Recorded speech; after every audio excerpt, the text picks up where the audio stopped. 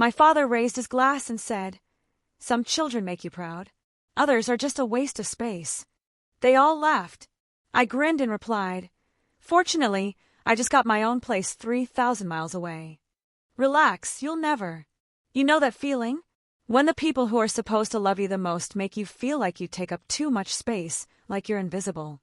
That's been my story. Until one Thanksgiving dinner where I finally found my voice. And my escape. Because there's this quote my dad always loved: "Some kids make you proud, and others just take up space." What if you were the other? And what if that insult finally became your greatest liberation? My name is Isabel Hart, and one Thanksgiving dinner changed everything for me. It was just a few years ago, in Indianapolis. The table was gleaming, the turkey was perfect, and my father, he was at the head, glass raised high. And then he said it. He paused, just long enough for the sting to land, you know? "Some kids make you proud, and others just take up space." The room erupted in laughter. My brother, his wife, even the kids giggled, probably not even understanding the cruelty yet. I didn't shout. I didn't cry. Instead, I just smiled, and I looked him dead in the eye and said, "Good thing I just bought my own place 3,000 miles away. Don't worry, you'll never have to make space for me again." The silence that followed, oh, it was louder than any argument I could have screamed. And for the first time that evening, my father had absolutely nothing left to say. Have you ever been humiliated by your own family and just smiled through the pain? Tell me in the comments. I really want to know if I'm not alone in this. I grew up in this quiet suburb on the edge of Indianapolis. Every lawn looked the same. Every mailbox had the same family name, and every father seemed proud of his son. Our house was small, white with green shutters, the kind of place that smelled like coffee and motor oil. Neighbors waved when they mowed their lawns. On Sundays, everyone went to the same diner after church. To them, my family was perfect. Robert, the dependable father. Linda, the gentle homemaker. Ethan, the local football hero. And me. I was the quiet one they barely remembered to mention. From the outside, we looked like a picture-perfect family. Inside, though, I was the shadow that just made the light seem brighter on someone else. Ethan was always the center of attention. His trophies lined our hallway like some museum of my father's pride. Silver footballs, gleaming medals, certificates that shone under the light. I used to run my fingers across those polished plaques, tracing the engraved letters of his name, wondering if my own name would ever belong there. When Ethan won, Dad would lift him onto his shoulders, beaming. When I won, he'd glance at my ribbon and say, "That's cute, honey. But don't forget Ethan's game is tonight." I remember that sentence more vividly than any lullaby. It was the rhythm of my entire childhood, the beat of favoritism that just never stopped. I remember my first science fair. I was 10. I had this small blue ribbon pinned to a cardboard volcano that actually erupted. With baking soda and vinegar, mind you. I'd worked for weeks, sneaking into the kitchen after everyone slept, testing proportions under the hum of the refrigerator light. I thought, maybe this time, Dad will look at me differently. But when I showed him the ribbon, he just chuckled. "That's nice, Izzy, but make sure you're ready for your brother's big match tonight. He'll need all of us cheering." That word, us, it never really included me. My birthday came 2 months later. Mom baked me a small vanilla cake, no frosting flowers, no candles that spelled out my name. "It's just family this year," she said softly. But the very next week, they threw Ethan a backyard party for his college acceptance. Tents, music, half the neighborhood. I remember standing by the window, watching the fairy lights flicker in the yard, while my brother posed with his friends, holding a cake that read, "To our star." That was the night I realized invisibility wasn't an accident in our family. It was a tradition. Even dinner carried its own hierarchy. Our oak dining table had 6 chairs, 4 for the adults and 2 smaller ones at the end. 4 years, even as I grew taller, they never moved me from the kids' table. When I was 16, I sat there again, knees bumping the edge, listening to grown-up conversations I was never invited into. Every attempt I made to speak was met with polite nods, quick dismissals, or worse, silence. Ethan, he could talk about anything. College football, cars, the weather, and Dad would just beam like he'd spoken poetry. If I brought up something I'd learned, like how honey never spoils, or that light from distant stars was older than our planet, Dad would frown. You think too much, Izzy. You'll tire yourself out. Mom wasn't cruel. She was careful. The kind of woman who believed keeping peace meant keeping quiet. When Dad spoke, she'd fold napkins. When I cried, she'd whisper, "Don't make things harder for your father." Her softness hurt more than his words, honestly. At least his sharpness acknowledged my existence. Hers just erased it. There's a picture somewhere. Thanksgiving, maybe 2006. Ethan standing behind Dad, both in matching shirts, grinning. I'm off to the side, a blur, half out of frame, holding a plate. Mom took that photo. I looked at it once, years later, noticing how my smile didn't quite reach my eyes. You can see it if you know what to look for. The quiet child, trying not to take up too much space in her own home. Still, I tried to earn my way in. Straight A's, scholarships, volunteering, building robots from old radios. None of it cracked the wall. The more I achieved, the more invisible I became, as if my brightness threatened to disturb their perfect picture. Once, when I was 15, Ethan failed an exam, and Dad spent the entire weekend helping him study. The same weekend, I received a letter for a state science competition. When I handed it to him, he nodded distractedly, eyes still on Ethan's notes. "That's good," he said. "Just don't make your brother feel bad." That sentence stayed with me. Don't make your brother feel bad. It taught me the first rule of our household. My silence was the price of their comfort. Looking back now, I realize how early I learned to disappear. I learned to laugh softly, to shrink in photos, to walk lightly so the floorboards wouldn't creak. I learned to make myself small enough to fit into the leftover spaces no one else wanted. By the time I was 18, I had already perfected the art of being unseen. The basement became my refuge long before I knew the meaning of the word. While upstairs echoed with the sound of ESPN highlights and my father's booming laughter, the world below was filled with quiet. The hum of an old fluorescent light, the faint buzz of electricity running through tangled cords, the smell of dust and metal. It was cold in the winter and damp in the spring, but it was mine. Every corner of that unfinished space, from the crooked shelves stacked with broken appliances to the workbench littered with screwdrivers, became a kind of sanctuary. I didn't have a room where my voice mattered, but I had a place where things listened when I touched them. It started with a broken radio I found in a box my father was about to throw out. He muttered something about useless junk, but to me, it looked like a mystery waiting to be solved. I took it downstairs, unscrewed the back panel, and stared at the strange, intricate world of wires and circuits inside. I didn't understand what I was looking at, but I knew it had once carried music, that somewhere inside the silence was a song trapped, waiting for someone to bring it back. I spent hours cross-legged on the concrete floor, reading library books about transistor boards and frequency coils, following YouTube tutorials late at night when everyone was asleep.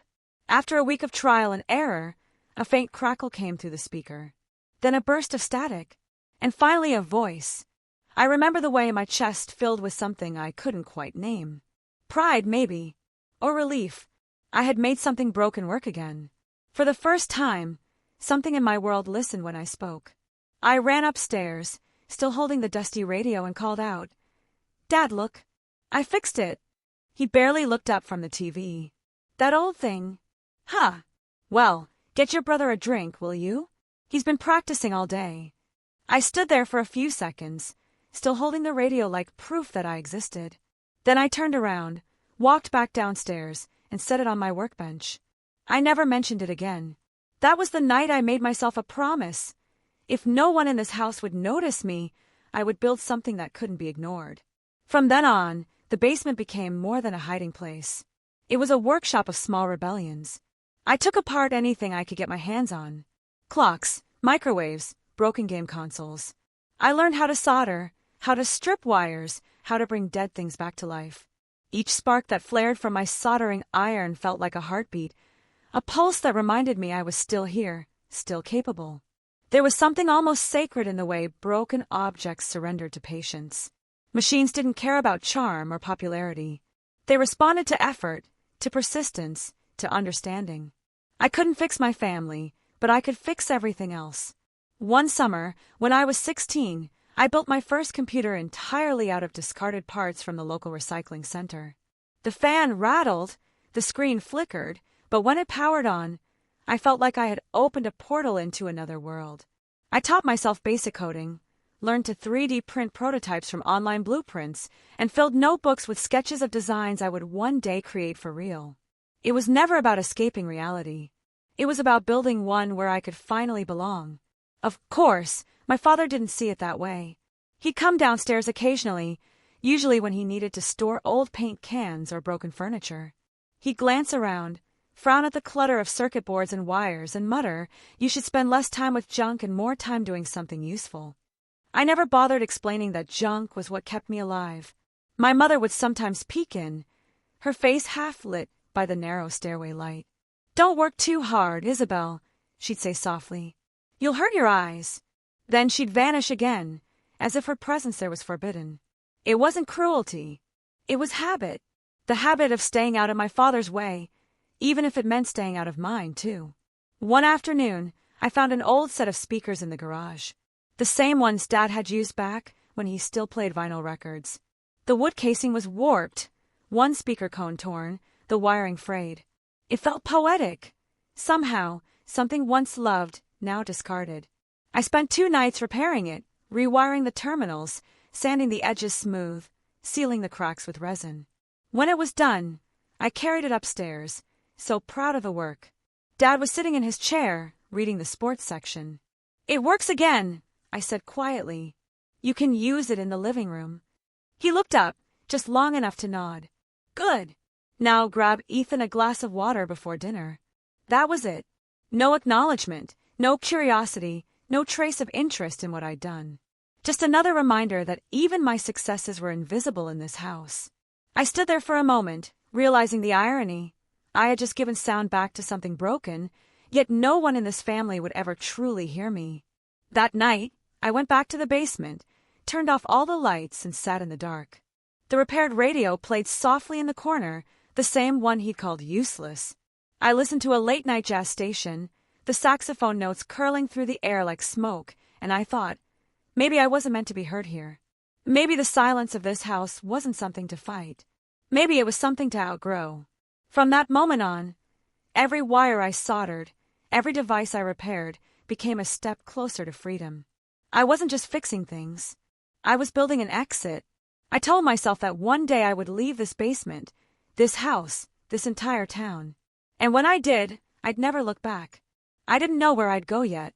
I just knew it had to be far enough that my father's voice couldn't reach me, and close enough that I could still hear the hum of something I had built that worked, because I made it work. The letter came on a Thursday afternoon, tucked between a grocery coupon flyer and a stack of unpaid bills. The envelope was white, embossed with a red seal that shimmered faintly in the light.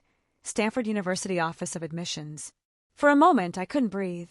My hands trembled as I tore it open, scanning the words that would change everything. Asterisk congratulations. We are delighted to offer you a full scholarship. Asterisk I read the sentence over and over, as if it might vanish if I blinked. Then I ran down the hall, through the kitchen, bursting into the living room where my father sat, his glasses perched low on his nose, reading the sports section as usual. "Dad," I said, breathless. "I got in. Full scholarship. Stanford." The name felt sacred on my tongue, like proof that I had finally done something undeniable. For a second, I waited for his reaction. Maybe surprise, maybe pride, maybe even a smile. But he just folded the newspaper slowly and looked up with the same expression he might give a weather forecast. "Stanford," he repeated flatly. "That's in California, isn't it?" I nodded, still grinning. "Yeah, it's one of the best engineering programs in the country." He leaned back in his chair, exhaled, and said, "That's too far. Ethan's going to Purdue, much more practical. If you want to go that far, you'll have to figure it out yourself." He picked his newspaper back up as if the conversation were over. My mother, standing by the sink, murmured, "Your father's just worried about the distance," but she didn't meet my eyes. No one said congratulations. No one took a picture. There was no cake, no dinner, no "we're proud of you." The moment that should have been a victory felt like a private secret. Something small enough to fit inside my pocket where no one could take it away. That night, I went down to the basement, sat by the old workbench, and unfolded the letter again. The words still glowed on the page, but they didn't feel like triumph anymore. They felt like escape. I whispered the name, Stanford, aloud, letting the sound fill the empty room. For the first time, the idea of leaving didn't just excite me, it felt absolutely necessary. The months that followed passed in a blur of preparation. I worked part-time at a hardware store to save what little I could, fixed old electronics for neighbors, and sold custom-built speakers online. Every dollar I earned became another inch between me and this house. Ethan, meanwhile, threw a graduation party that took up the entire backyard. My father wore his favorite polo, smiling in every photo beside him. When it was my turn to leave, there was no party, just a quiet morning in a half-packed suitcase. At the airport, the air smelled of coffee and disinfectant. My mother hugged me quickly, her hands cold against my back. "Call when you land," she said softly. My father stood beside her, his posture stiff, arms crossed. I tried one last time. "I'll send photos when I get there." He nodded, looking somewhere past me. "Just make sure you don't forget where you came from." When it was time to board, I turned back one last time. He wasn't looking at me. He had already turned toward the parking lot, his figure shrinking as he walked away. My mother followed behind him, her head down. Through the glass wall, I pressed my hand against the window, watching their silhouettes fade. For a long moment, I stood there, my palm leaving a faint print on the glass, a mark that would disappear as soon as the next flight took off. On the plane, I kept the Stanford letter folded in my jacket pocket, gripping it whenever I felt the ache of uncertainty rise in my chest. I told myself that maybe once I was gone, they'd finally see me. That distance might sharpen their vision, make them realize what I'd been all along. But when I landed in California, no message came. "No, we miss you." "No, we're proud." Just silence. The first few weeks were dizzying. The campus was like a different planet. Red-tiled roofs, sunlight streaming through palm trees, students in sweatshirts with names of clubs I'd never heard of. I walked across Stanford Oval, feeling like an imposter who had wandered into someone else's dream. My roommate's parents flew in from Seattle to help her unpack. They brought flowers, took pictures, and cried when they said goodbye. I stood at the window, pretending not to watch, my hands empty. At night, I lay in my dorm bed, staring at the ceiling fan. Thinking about that moment at the airport, my father's back turned, my reflection in the glass. I had traveled 2,000 miles, but the distance inside me had doubled. It wasn't just geography. It was silence carved into me like a second skin. I poured all that emptiness into work. I studied harder than anyone else, spending hours in the computer lab long after midnight. I joined the robotics team, where the hum of machines replaced the conversations I didn't know how to start. When the circuits lit up, I felt something close to peace. The same quiet satisfaction I used to feel in the basement back home. But sometimes, when I finished a project or earned top marks on an exam, I'd catch myself glancing at my phone, waiting for a text that would never come. That's when I understood. Leaving home doesn't erase the hunger to be seen. It only changes where you starve. I thought distance would make them realize what I was worth. I thought success would make them proud. But I was wrong. It only made the silence louder. The first years in California felt like walking a tightrope, suspended between exhaustion and survival. I arrived at Stanford with 2 suitcases, a secondhand laptop, and just enough savings to last 2 months if I stretched every dollar. The scholarship covered tuition, but not food, housing, or books. So I worked 2 part-time jobs, sometimes 3, when hours were short. By day, I attended lectures on algorithms and supply chain design. By night, I wiped tables at a cafe near Palo Alto, and on weekends, I stocked boxes at a local hardware store. My body never stopped moving, but my mind clung to one quiet mantra: keep going. Dinner was usually a cup of instant noodles or half a sandwich I couldn't finish during my shift. My bed was a sofa in a cramped shared apartment with 2 other students, one studying architecture, the other medicine. They both had parents who wired them money every week. I had silence. On nights when I couldn't sleep, I would stare at the ceiling and let my mind wander. Back to the basement at home, the warmth of machines, the scent of dust and oil. It was strange how something that had once felt like exile now became the only place where I'd ever felt certain of myself. I found a small haven in the university's robotics lab. It was open 24 hours, dimly lit, the air filled with the metallic tang of solder and ozone. There, surrounded by half-assembled drones and tangled wires, I felt alive again. Machines were still my language. Predictable. Logical. Reparable. People, not so much. I would lose hours perfecting a motion sensor or recalibrating a servo, my hands moving on instinct. Sometimes I'd stay so long that the janitor would flick the lights to remind me it was 3 a.m. It was during one of those nights that I collapsed. I hadn't eaten properly in 2 days. Hadn't slept in 3. My vision blurred while I was testing a circuit board, and the next thing I knew, I was on the floor with a faint taste of metal in my mouth. A graduate student named Michael found me and rushed me to the campus clinic.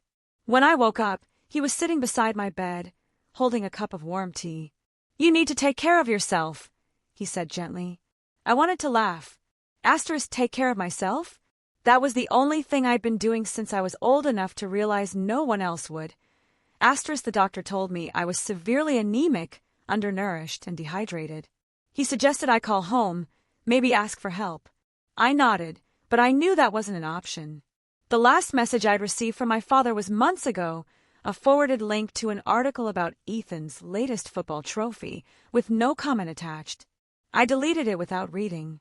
So, I went back to work. Slower at first, but more determined. I learned how to survive on little, discount groceries, late-night leftovers, free bread from the cafe after closing. I told myself it was temporary. That struggle was the tax I paid for freedom. And in a way, it was true. Every hardship taught me something. How to code faster. Think sharper. Repair what others would discard. I started freelancing for small local businesses, helping them automate basic logistics tasks. That's how I first fell in love with the idea of systems, not machines themselves, but the invisible networks that made them work together. By the time I graduated, I had a small portfolio of projects and a reputation among my professors for stubbornness bordering on obsession.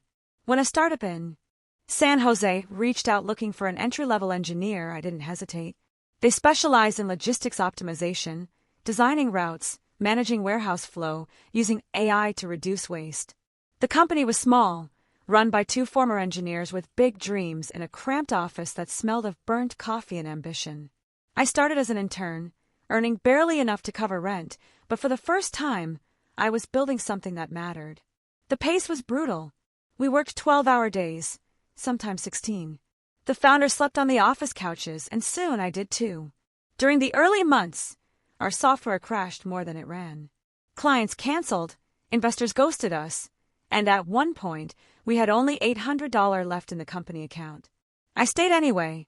I fixed bugs until my eyes stung and rewrote entire modules overnight when systems failed. There was one week I barely saw the sun, just screens glowing in the dark and the steady thump of my heartbeat reminding me I was still alive.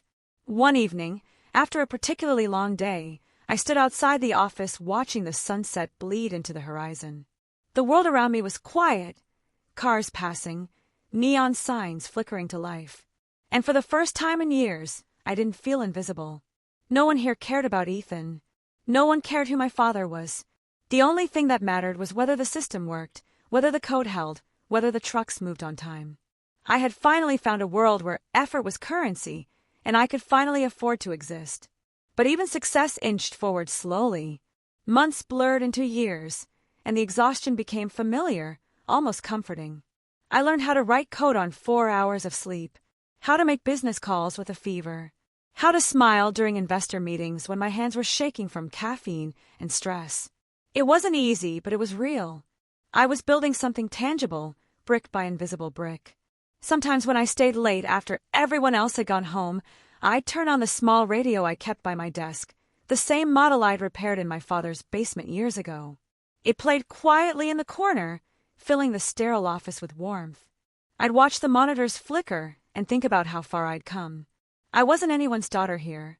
I wasn't the other child.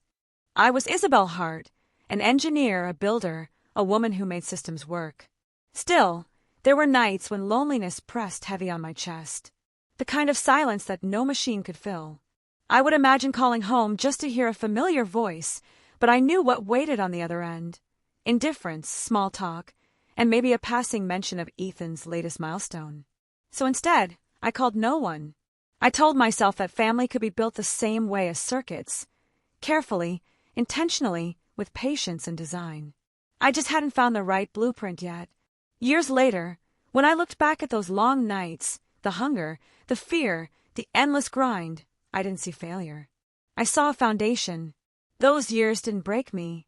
They shaped me. They taught me that strength isn't about who catches you when you fall. It's about learning how to stand back up, even when no one notices you're down. I used to think I needed someone to lean on. But the truth is, I didn't have anyone. So I learned how to become the thing I needed most.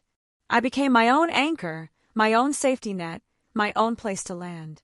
And that, I realized, was the beginning of everything. Success came quietly, almost without warning. One day I was sleeping on a worn leather couch in the corner of the office, eating leftover pizza while debugging a routing algorithm. And the next, our software was being used by hospitals across California. It started small. A few regional clinics testing our logistics system to track medical supply deliveries in real time. Then the pandemic hit, and suddenly, every hospital in the state needed what we had. Demand exploded overnight. The chaos that broke other companies became the wind beneath ours. Our platform, once held together by late nights and borrowed servers, became the unseen backbone of an entire medical network. We optimized routes for ventilators, masks, and oxygen tanks. Our dashboards predicted shortages before they happened, rerouting trucks across states to keep ICUs from collapsing. For months, I barely left the office. My team slept on folding cots between workstations, surviving on caffeine and adrenaline. Every ping from my phone, another shipment delivered, another hospital saved, felt like proof that my years of quiet work finally mattered. News outlets picked up the story. A small California startup is redefining emergency logistics. My inbox flooded with interview requests and partnership offers. One morning, I opened an email from Forbes. Asterisk congratulations. You've been selected for the 30 under 30 list in healthcare and technology. Asterisk I stared at the screen for a long time before it sank in. That basement girl, the one who used to solder old wires while her father bragged about her brother, had just made it into a magazine her parents kept on the coffee table. The ceremony was held in San Francisco, all glass and gold, the kind of place where every surface reflected success back at you. Reporters buzzed around, cameras flashing, people shaking my hand, congratulating me on changing the game. I smiled. I thanked them. I posed for photos under bright lights that made my eyes sting. And then a journalist, a woman with perfect posture and a voice like honey, leaned forward during a live interview. So, Isabel, she said, how does your family feel about your success? The question caught me off guard. For a moment, I froze. Not because I didn't know the answer, but because I did. I smiled the same polite smile I'd learned to wear years ago. They're not really into this kind of thing, I said. They don't care much for technology. The interviewer laughed, assuming I was joking. The cameras flashed again. But behind that laugh, something inside me went quiet. Later that night, I sat in my hotel room, the award plaque resting on the desk beside me. The city outside glittered, alive with celebration, but I couldn't feel any of it. I thought of my father sitting in his old recliner, probably watching football, unaware or uninterested that his daughter's name had just been broadcast on national television. I thought of my mother tidying up after dinner, maybe glancing at the muted TV, and flipping the channel before my segment aired. And Ethan, well, he was probably out celebrating some promotion of his own with friends who cheered his every move. The silence from home was almost predictable. Not even a text. Not even a question. I used to think that if I achieved enough, it would force them to see me.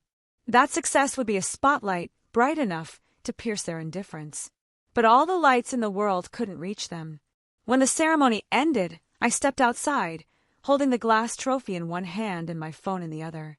The night air was cold, the street wet from earlier rain. My reflection in the building's mirrored wall looked like a stranger, tailored suit, confident smile, hair pulled neatly back. I tried to see the girl my father had ignored, the one who used to sit at the kids' table, but she was gone. And yet in her place, I felt only emptiness. Over the next few months, the company scaled faster than I could have imagined. We partnered with national distributors, expanded to dozens of states, and received acquisition offers from corporate giants. My calendar was packed with board meetings and investor calls. I learned to speak the language of business, efficiency, capital, growth. Words that sounded powerful, but meant little to the child who once just wanted to be seen. Every time a new milestone was reached, someone would say, "You must be so proud." And I'd nod, smile, and thank them. But pride was a strange, foreign thing to me. I didn't feel proud, just tired. Tired of chasing an acknowledgement that never came. Tired of filling the silence with achievement after achievement. One night, after yet another interview, I went home to my empty apartment in San Jose. I poured myself a glass of wine and scrolled through my phone. Past articles, praising my visionary leadership. Then I stopped at a photo from the Forbes event. Me holding the award, cameras flashing. The caption read, "From basement tinkerer to tech visionary, Isabel Hart proves that grit beats privilege." I stared at that word, privilege. It made me laugh quietly, almost bitterly. They had no idea. Privilege was Ethan's name engraved on every trophy, his seat at the adult table, the easy comfort of being loved without earning it. What I had wasn't privilege. It was survival dressed up as ambition. I closed my laptop, set the award on the shelf, and sat in the dark. The apartment was silent except for the faint hum of the refrigerator. The glow from the city outside painted soft rectangles on the floor. I realized I had everything I once thought I wanted. Success, stability, recognition. But none of it filled the hollow space I'd carried since childhood. When you grow up invisible, you think visibility will save you. You think if you shine bright enough, the people who ignored you will finally turn their heads. But all it does is cast longer shadows. The next morning, I woke before dawn and stood by the window, watching the fog roll over the city. For the first time, I allowed myself to whisper the truth. They'll never see you the way you hoped they would, and strangely, instead of breaking me, the thought felt like freedom. The world saw me now. The headlines saw me. My colleagues saw me. But my parents, they never would. And maybe that was okay. Because somewhere deep inside, I was beginning to understand something even more powerful than being seen, the peace of knowing I no longer needed to be. After the acquisition deal closed, the world around me moved faster than I could feel it. Meetings, contracts, lawyers, headlines. It all blurred together into a single, breathless rush. The number in my bank account didn't feel real. I had lived most of my life counting coins for instant noodles, and now I could buy almost anything I wanted. But when the noise faded and the congratulatory emails stopped pouring in, I realized I didn't want anything. I wanted somewhere that felt like peace. I found it on a gray morning in Seattle. The city was wrapped in mist, the air sharp with the smell of salt and rain. The realtor led me up to a glass-walled apartment overlooking Elliott Bay. Floor-to-ceiling windows stretched across the living room, the ocean shimmering beyond them like liquid steel. The space was quiet. No echo of footsteps, no hum of conversation, just the distant rhythm of waves meeting the shore. "It's a bit cold for some people," the realtor said, "but it has a view you'll never forget." I didn't need to think twice. I signed the papers that afternoon. The apartment wasn't extravagant, but it felt intentional. Every line clean, every detail precise. I filled it slowly, not with luxury, but with meaning. The floors were dark walnut, warm under bare feet. The walls were painted a soft shade of cream, catching the light that rolled in from the water. In the center of the main room, I placed a long walnut dining table. 10 chairs, all the same height. No kids' table, no hierarchy. Every seat equal, every voice welcome. I ran my hand along the smooth surface and thought, this is the table I've waited my whole life to sit at. On one wall, I hung my degrees and patents in simple black frames. The Stanford diploma, the company's founding certificate, the engineering patent that had changed my life. I didn't add any family photos. Not out of bitterness, but because I wanted the space to represent the woman I had built from scratch. The one who existed beyond comparison, beyond the shadow of anyone's expectations. I furnished the apartment like someone curating a sanctuary. The couch was deep brown leather, worn enough to feel lived in. A bookshelf lined one wall, filled not with business books, but with novels, essays, and old engineering manuals. The kitchen gleamed with polished marble counters, though most nights all I cooked were simple meals: soup, bread, tea. The bedroom faced the bay, where the early sun melted through the fog and painted the walls with silver. It was everything my childhood home wasn't: quiet, balanced mine. One of the last things I brought into the apartment was the old radio. The same one I'd repaired as a teenager in my father's basement. It was scratched and faded now, the metal knobs dull from years of use. But when I placed it in the corner of the living room and turned it on, it still worked. The speaker crackled before a soft tune emerged. Static and melody blending like a memory you don't want to erase. That sound filled the room differently here. Back then, the radio had been my only proof that I could bring something broken back to life. Now, it played in a place that existed because I had done exactly that with my life.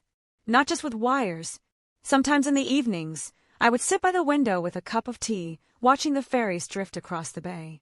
The skyline shimmered in the distance, quiet, deliberate, like a city that didn't need to prove anything. I realized that was what I wanted for myself. For years, I'd chased success the way a starving person chases warmth, believing that once I had it, I'd finally feel whole. But here, in this stillness, I understood something different. Success was just noise. Peace was the melody underneath. People around me started to notice the change. Colleagues asked why I hadn't bought a mansion, why I chose a quiet place instead of a high-rise penthouse in San Francisco. I smiled and said, because I didn't buy luxury. I bought peace. And it was true. This wasn't a prize. It was a reclamation. Every plank of wood, every piece of glass, every inch of silence was mine, earned through years of invisibility, hunger, and persistence. In this apartment, I could finally breathe. I could play music without turning the volume down. I could eat dinner at my own table without waiting for permission to speak. I could look around and see a life that no one had given me and no one could take away. Some nights, I would leave a single lamp on by the table and let the room go dim. The city lights flickered through the window, dancing across the glass walls like ripples of gold. I'd sit there, tracing the grain of the wood, thinking about the years it took to reach this place. About the basement, the rejection letter that became a scholarship, the nights I coded until my hands cramped, the company born from chaos. And always that voice, my father's, echoing faintly from the past. Some kids make you proud, others just take up space. I smiled every time I thought of it now, because here I was, 2,000 miles away, surrounded by space I had made for myself. And it was beautiful. The old radio played softly in the background. It sounded perfect but steady. I imagined the younger version of me sitting on the cold concrete floor, holding a soldering iron, dreaming of somewhere she could belong. If she could see me now, the table, the ocean, the quiet, she would understand. I hadn't just built a home. I had built a new world. This place wasn't proof that I'd made it. It was proof that I'd healed, that I'd stopped asking for permission to exist. And in that stillness, beneath the hum of the radio and the slow rhythm of the sea, I realized something simple and true. I didn't need to fix anything anymore. Not machines. Not relationships. Not myself. Everything that mattered was already working. 7 years had passed since I left Indiana. 7 years since I'd stood in that house with its polished oak floors, its heavy curtains, its photographs of Ethan smiling from every wall. The invitation came in an email. Polite, almost sterile. Thanksgiving dinner, 6 p.m. Hope you can make it. Signed simply, Mom. No mention of Dad, no warmth, no apology. Just an address I still knew by heart. For a long time, I hovered over the delete button. I didn't know that my presence, not after the years of silence, but something in me, not bitterness exactly, but closure, whispered that it was time. Not to reconcile, just to return one last time and see the people who had once made me small, now from the vantage point of someone who no longer was. The flight to Indianapolis felt surreal. I watched clouds roll by beneath the wing and thought about all the miles between the girl who had left and the woman who was returning. I wasn't coming back to prove anything. I didn't need to. My life in Seattle had already answered every unasked question. But this, I told myself, wasn't about victory. It was about ending the story on my own terms.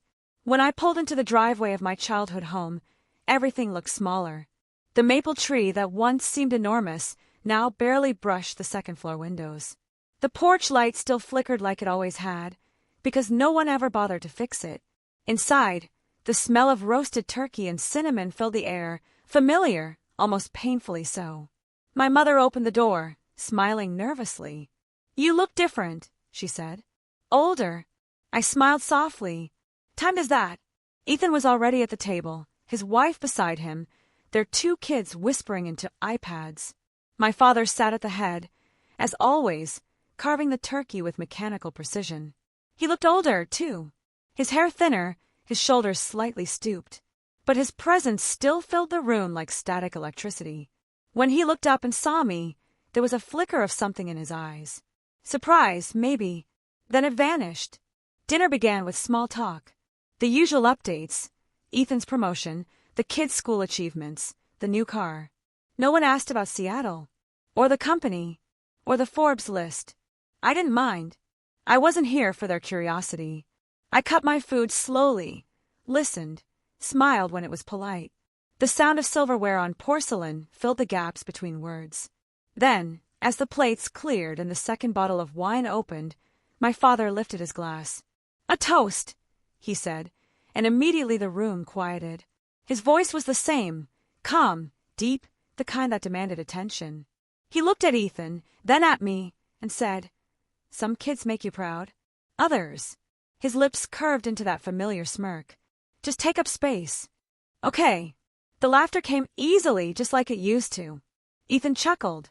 His wife covered her mouth to hide a grin. Even the children giggled, not understanding why. My mother looked down at her plate, the way she always did when she wanted to disappear. For a second, the old ache rose in my chest, that instinct to shrink, to let it pass, to pretend it didn't hurt. But the woman sitting there wasn't the girl who once hid in the basement. I set my fork down gently and looked at him. "Good thing I just bought my own place," I said evenly. My voice was calm, but sharp enough to slice through the laughter. 3,000 miles away, so no one has to make space for me anymore. The laughter stopped instantly. Forks froze. The room fell into that thick, airless silence that follows a truth no one expected to hear. My father's smirk faltered. He blinked, as if unsure whether I was joking. My mother finally looked up, her eyes wide. Ethan shifted in his chair, suddenly fascinated by his glass. I held his gaze, not with anger, but with something far more dangerous, indifference. Then I smiled. "Thank you for dinner," I said quietly, pushing my chair back. The food was lovely. No one moved as I stood. I walked around the table, my heels clicking softly against the wood floor.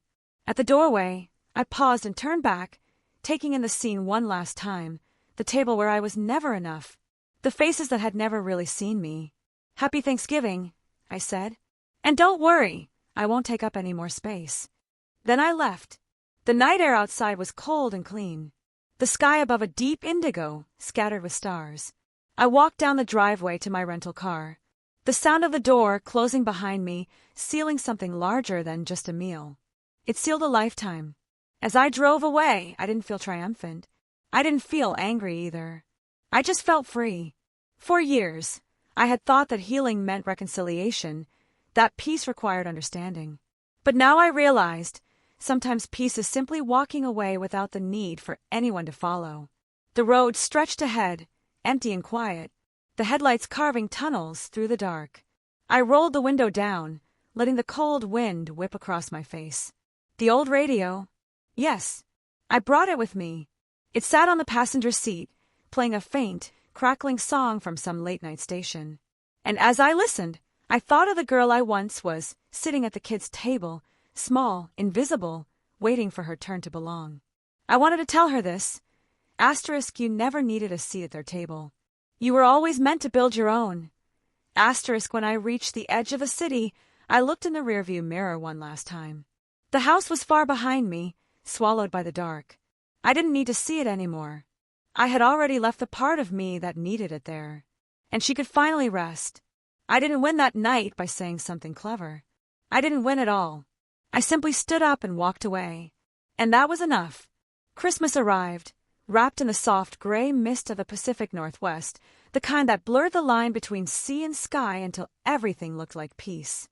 In the week leading up to it, my apartment by the bay slowly transformed.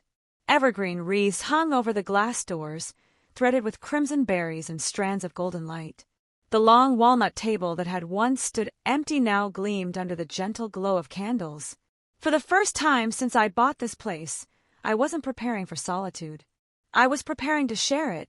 It started as a simple idea, an antidote to the hollow echo of that Thanksgiving night. I didn't want to spend Christmas pretending the silence from my family didn't sting. I wanted to fill that silence with something real, something human. So, I opened my door to everyone who had ever been made to feel small, unseen, or forgotten. I wrote the invitations by hand. To my former robotics professor at Stanford, Dr. Lang, who had once told me, "The world needs more quiet builders." To Nora, a fellow engineer who'd been laughed out of her old job after standing up to her boss. To my neighbor, a single father named Miguel, who worked double shifts and still managed to coach his son's soccer team. To an older couple from my building who had lost touch with their own children. To my cousin Sarah, the only relative who had ever defended me at family dinners, even when it cost her their approval. And most tender of all, to my grandmother. When I called her, her voice cracked on the other end. "Seattle? Oh, sweetheart, that's so far." "Grandma," I said, smiling into the receiver, "I'll send the ticket. You just bring yourself." She chuckled softly. "You sound like your mother used to, before she learned to whisper." On Christmas Eve, the first snow of the season dusted the city in quiet silver. Inside, the apartment glowed like a lantern. The table was set with white porcelain plates and clear crystal glasses, their reflections dancing in the candlelight. Sprigs of pine and cranberry ran down the center like a river of winter. The air smelled of rosemary, butter, and salt. The chef I'd hired, a local named Mason, had filled the kitchen with the scent of roasted salmon and fresh bread. A playlist of soft acoustic carols floated through the space, just loud enough to feel like warmth. One by one, they arrived. Nora came first, holding a bottle of wine and laughing through the cold. Dr. Lang brought a book wrapped in newspaper, muttering that he hadn't had time for proper wrapping paper. Miguel and his son brought dessert, homemade flan, still warm in its tin. My grandmother arrived last, her small frame bundled in a red coat, her eyes shining brighter than the lights around us. When everyone had settled, I stood at the head of the table. For a moment, I simply looked at the faces turned toward me, each marked by its own version of resilience.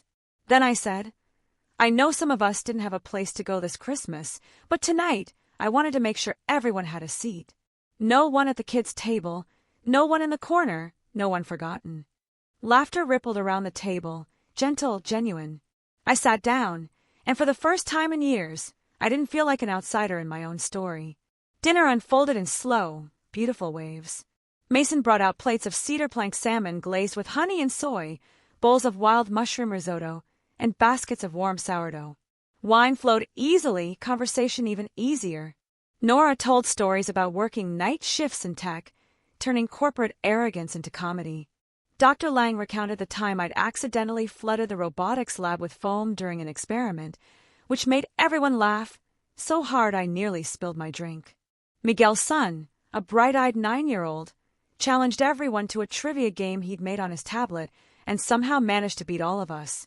The table was alive, clinking glasses, shared laughter, hands reaching for bread. No competition, no hierarchy, just connection. Between courses, I slipped into the kitchen to refill a tray of drinks. My grandmother followed, quiet as always. She stood beside me for a moment, watching me work, then said softly, "You know, Isabel, I've sat at tables in my life. Big ones, small ones, ones where people spoke too loudly, and ones where no one spoke at all. But this," she gestured toward the laughter drifting from the dining room, "this feels like the first real family dinner I've been to in a long time." I swallowed hard, blinking back tears. "It's not really family, Grandma. Not by blood." She smiled, reaching for my hand. "No, sweetheart. Better. It's by choice." When we returned, dessert had already begun. Slices of flan passed around, plates cluttered with crumbs and joy. Someone had turned up the music slightly, and a few people were singing softly along. I looked around the table and realized that every person there carried a story of exclusion. The teacher who wasn't taken seriously because of his accent. the colleague dismissed for her gender, the cousin labeled too emotional, the grandmother treated as background noise by her own children. Every single one of them had been told in one way or another that they took up too much space. And yet here we were, filling a room beautifully. As the night deepened, I raised my glass. To the ones who were left out, I said, and to the ones who learned to build new tables. The room fell quiet, then erupted in gentle cheers. Glasses clinked. Someone began humming along to the music again. Later, when the plates were empty and the candles had burned low, we all stayed at the table, talking, sharing memories, laughing about nothing and everything. I noticed how easily everyone listened to one another. No interruptions, no comparisons, just warmth. My grandmother reached for my hand again. Her voice, a whisper meant just for me. "You did it, Isabel," she said. "You built the kind of family your father never understood." "Oh, Gram." I turned my head toward her, the flicker of candlelight catching in her eyes. "I didn't build it alone," I said. "They came, and they made it real." She nodded slowly. "That's what real families do. They make each other real." When everyone had gone home, and the apartment had fallen silent again, I stood by the window overlooking the dark bay. Snow still fell, soft and endless. The table behind me was a beautiful mess. Empty glasses, napkins folded into careless hearts, the faint scent of pine and vanilla lingering in the air. I thought about the home I had grown up in. The rigid lines, the quiet expectations, the laughter that never reached me. And then I looked around this room, filled hours earlier with imperfect, ordinary people who had chosen to show up, to care, to belong. In that moment, I understood something I never had before. Family isn't where you come from. It's where you are seen. No one here shared my last name, but every heart that had walked through my door that night had left something behind. A piece of grace, a spark of healing, a fragment of the love we were all still learning how to give. I walked over to the corner of the room where the old radio sat. I turned the dial gently until a faint tune drifted out, a soft jazz version of Silent Night. The same song that had played in the basement all those years ago when I dreamed of a different life. Only now, it didn't sound like longing. It sounded like home. As the snow thickened outside, I whispered to no one in particular, "There's no family here tonight by blood, but every heart in this room was real." And for the first time in my life, that was more than enough. By morning, the snow had stopped, leaving the city wrapped in quiet white. The apartment still smelled faintly of pine and cinnamon, the table a battlefield of crumbs and candle wax. I was barefoot, holding a mug of coffee, watching sunlight stretch across the floor when my phone buzzed on the counter. At first, I ignored it. I wasn't ready to return to the noise of the world. But when it rang again, then again, I glanced at the screen. Dad, my thumb hovered over the answer button. 7 years of silence, and he was calling now. I hesitated, then swiped to accept. "Isabel!" His voice was sharp, controlled, the same tone he used when I was a child and had done something he considered foolish. "Do you know what's happening right now?" I frowned.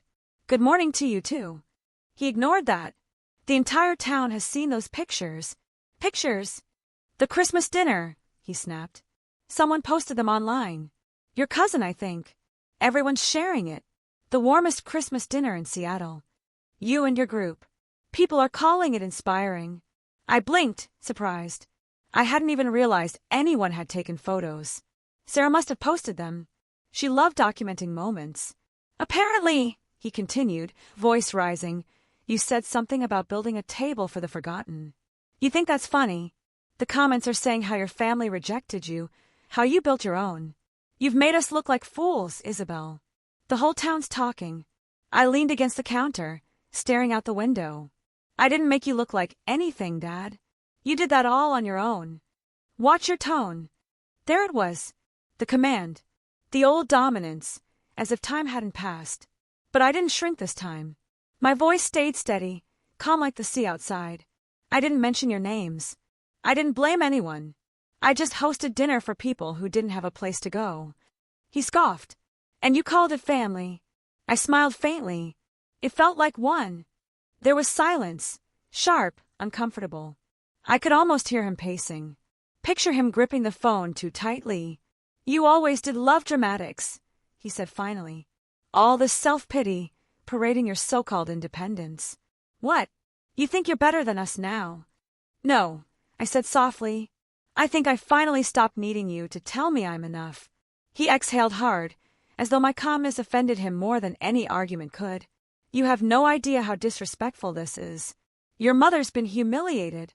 Your brother called this morning, says people are asking what happened between us. You've dragged our family through the mud just to play the victim. I closed my eyes. There it is, I thought. The story they'd always needed to tell. That I was the problem. That I'd turned my back on them. I had lived my whole life trying to rewrite that narrative. But now I realized I didn't have to. They could keep their version. I had mine. Dad, I said, quiet but firm. You're upset because people saw something true, not because I said it. You've always cared more about how things look than how they are. Don't you dare talk to me like, Robert, that's enough. The voice came from somewhere behind him. Faint but unmistakable. My grandmother. I hadn't realized she was with him. Maybe she'd gone there after the holidays. Maybe she'd heard the whole conversation. Mom, he started, but she cut him off. No, you listen to me now. Her voice, though weak with age, carried more authority than his ever had. I saw those pictures too. I saw her table. There was a long pause. I could imagine my father stiffening, ready to defend himself. But my grandmother didn't let him. She didn't shame you, Robert. She didn't even mention your name. She showed people something beautiful. A room full of souls who had nowhere else to go, sitting together, being seen. That's not humiliation. That's grace, she said. She's not taking up space, my grandmother continued softly. She built a table big enough for everyone who was told there wasn't one. Even for you. Silence filled the line, a silence thick and trembling, the kind that comes when truth finally pierces pride. I stood by the window, gripping the edge of the counter, listening to the faint hum of the call. Finally, my father spoke, quieter now. You don't understand, Mom. People, she interrupted, will forget by next week. But your daughter will remember this moment for the rest of her life. Don't make her remember that her father called her success an embarrassment. He didn't answer. Robert, she said again, gentler now, for once in your life, just be proud of her. Even if you don't understand her. That's all she ever wanted. There was a faint sound, maybe the phone shifting hands, maybe the scrape of a chair. Then my grandmother's voice, closer to the receiver. Sweetheart, I swallowed hard. I'm here, Grandma. I saw the photos. It was a beautiful dinner.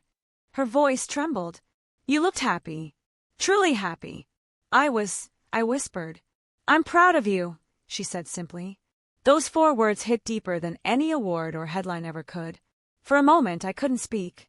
I pressed my palm to the glass, watching the waves crash against the rocks below, letting her words sink into the space where all the old wounds used to live. Thank you, I managed. That means everything. I know, she said softly. Then after a pause, don't let his anger make you doubt what you've built. Men like your father don't know how to love without control. But you loved without permission. That's stronger. How good. I smiled through the tears I hadn't realized were falling. I think I finally understand that. The line went quiet for a few seconds.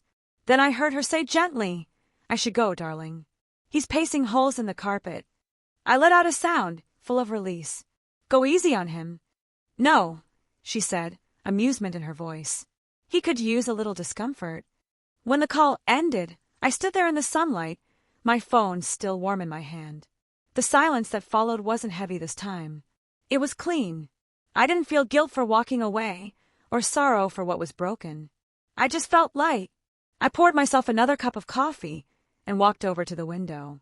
The bay shimmered under the winter sun. The world outside, impossibly still. For the first time in my life, my father's voice didn't echo inside me anymore. It had been replaced by another, my grandmother's. Firm, loving, and infinitely clear. Asterisk, she didn't take up space. She built a new table. Asterisk, and as I watched the waves move in slow, endless rhythm, I realized I had finally done the same. For years, I'd carried the guilt of leaving, the fear that independence made me ungrateful, that success made me selfish. But that morning, with the ocean shining before me and her words still in my chest, I understood something simple and profound. Leaving wasn't betrayal. It was survival. And survival, in its quietest form, was the truest kind of love. The love that builds space for others to breathe. For the first time, I didn't feel like the girl who had walked away. I felt like the woman who had arrived. New Year's Eve crept in quietly that winter, not with fireworks or noise, but with the kind of stillness that feels like a page turning. The bay outside my window shimmered in soft blues and silvers, city lights reflecting off the water like 1,000 quiet candles. A week had passed since the call from my father, and my grandmother's words still echoed in my chest. I'd replayed them more times than I could count. Asterisk, she didn't take up space. She built a new table. Asterisk, I sat at my desk that morning, watching the slow fall of snow against the glass, and typed a short message. New Year's Eve dinner. If you and Mom would like to come, there's a seat for you, but only if everyone agrees to sit at the same table. No head, no kids, no hierarchy. Equal seats, equal voices. I hovered over the send button for a moment, my thumb trembling slightly, not out of fear, but from something quieter, acceptance. Then I pressed send. I didn't expect a reply, but 2 hours later one arrived. It was from my mother. We'd like to come. Your father said yes. The words were simple. No apologies, no explanations. But they were enough. That evening, I set the table again. 10 chairs, perfectly aligned, candles flickering softly, the sea beyond the windows stretching into darkness. The same table that had once been a symbol of defiance now felt like an invitation. Not for reconciliation, but for understanding. At 7 sharp, the elevator chimed. When the door opened, my parents stood there, both looking smaller than I remembered. Time had carved fine lines around their eyes, and the confidence they once wore like armor seemed to have faded. My father's posture was still stiff, his pride intact, but his eyes flickered with something new, uncertainty. My mother smiled nervously, clutching a small box wrapped in silver paper. "Hi, Isabel," she said softly. "Hi, Mom. Come in." They stepped inside, glancing around the apartment. My father's gaze lingered on the wall where my degrees and patents hung, framed proof of the life they had chosen not to see. He said nothing, but I saw the faint tightening of his jaw. Dinner was quiet at first. The air carried the careful politeness of strangers trying to remember how to speak to one another. I served roasted halibut, rosemary potatoes, and wine from a small vineyard near Oregon. My mother complimented the view, the food, the candles, anything but the distance between us. My father mostly listened, pushing his fork around his plate, glancing occasionally at the radio in the corner. Finally, it was my mother who broke the silence. "You always liked music," she said softly, nodding toward it. "Even when you were little, you used to fix that old thing downstairs. Remember?" I smiled faintly. "I remember." A long pause stretched across the table. The city lights danced through the glass behind them, painting soft gold across their faces. Then, unexpectedly, my father spoke. He hesitated, his voice slower now. Maybe I didn't see it. I looked up. "See what?" He exhaled. "What you were doing. Who you were becoming. I thought Ethan was the one who needed us more. You always seemed self-sufficient." My mother nodded slowly. "I think I told myself you were fine, Isabel. You never complained. You just kept going. I didn't realize that silence doesn't mean peace." Her words landed gently, without defense or excuse, just a kind of late honesty. I didn't rush to fill the silence. I wanted to let it breathe, to let them feel the weight of what was being said. My father looked down at his hands. "I shouldn't have said what I said that night," he murmured. "The toast." I let out a small breath. Not quite laughter, not quite forgiveness. "It's all right," I said softly. "You were right in a way. Some kids do make their parents proud. Others just make themselves free." He looked up, startled by the calmness in my voice. But there was no anger there, only truth. The rest of the evening passed in fragments of memory. Small stories, laughter that felt tentative but real, pauses that weren't uncomfortable anymore. For the first time, we weren't a hierarchy. We were just 3 people sitting at the same table, learning how to exist without old rules. Ethan had been invited, but he hadn't come. My mother mentioned him once, then stopped, sensing it wasn't the night for comparisons. After dinner, I poured us each a glass of champagne. Midnight was only minutes away. I stood and walked toward the balcony, the crisp night air meeting my face as I opened the glass door. Behind me, the city hummed, fireworks readying in the distance, laughter spilling from nearby apartments. My parents followed, standing quietly on either side of me. The sea below shimmered in moonlight, the sound of the waves rising and falling like breath. I raised my glass and said softly, "To new tables, and to equal seats." My father looked at me, then nodded. "To equal seats," he echoed. For the first time in my life, the words didn't sound forced. We stood there as fireworks bloomed above the water, bursts of red and gold lighting the sky. I thought about every dinner table I'd ever sat at. The kids' table that made me invisible. The family table where I was the afterthought. The empty table in my Seattle apartment that became a symbol of self-respect. And now this one, imperfect, quiet, human. When the last firework faded, my parents said goodnight. My mother hugged me for a long time before leaving. My father lingered a moment, as if he wanted to say something else, then simply said, "Take care of yourself, Isabel." "I always do," I said. When the door closed behind them, the apartment fell silent again. But it wasn't the old kind of silence, the cold, echoing kind. It was soft, earned, full of space. I walked back to the balcony, still holding my glass. The reflections of the city rippled across the water like tiny constellations. I took a slow sip, feeling the bubbles sting the back of my throat, and whispered into the night. Some kids make their parents proud. Others make themselves free. The words drifted into the air, dissolving into the sound of the sea. Inside, the candles on the table flickered, their flames swaying gently. The radio hummed a slow jazz tune, the same one I'd played on Christmas. I stood there for a long time, listening to the soft rhythm of the city, to the heartbeat of a life I had built without permission. Then, turning toward the camera, toward the invisible audience that had followed my story all this way, I said quietly, "If you've ever been told that you take up too much space, remember this: you can build your own place. And if you do it with heart, with courage, with love, it won't just be a place. It will be a whole world." The music swelled softly as I set my glass down on the railing. "Don't wait to be invited to their table," I added. "Build your own, and make it wide enough for everyone who was once told they didn't belong." The scene lingered, the woman standing against the sea, the lights of Seattle behind her, the radio still whispering the same soft tune. Then slowly, the camera faded to black, and with it came peace. Not the peace of being accepted, but the peace of being whole.